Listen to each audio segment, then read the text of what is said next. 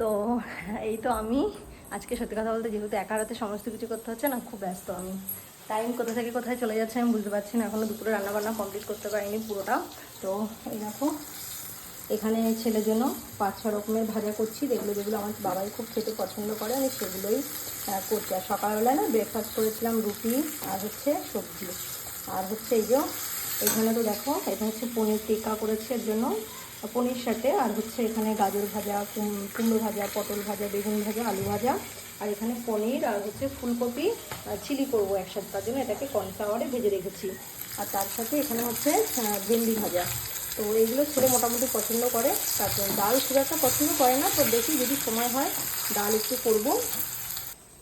আর আর এখানে হচ্ছে কড়াই বসিয়েছি আমি, আর এখানে হচ্ছে বালতি, আর এটা হচ্ছে পাস্তা সিদ্ধ করে রেখেছি, কেননা কাজ যতটা এগিয়ে রাখা যায় ততটাই ভালো। তো এখানে পাস্তা হবে, আর কী কী হবে সেটা তোমাদেরকে আমি পরে দেখাবো।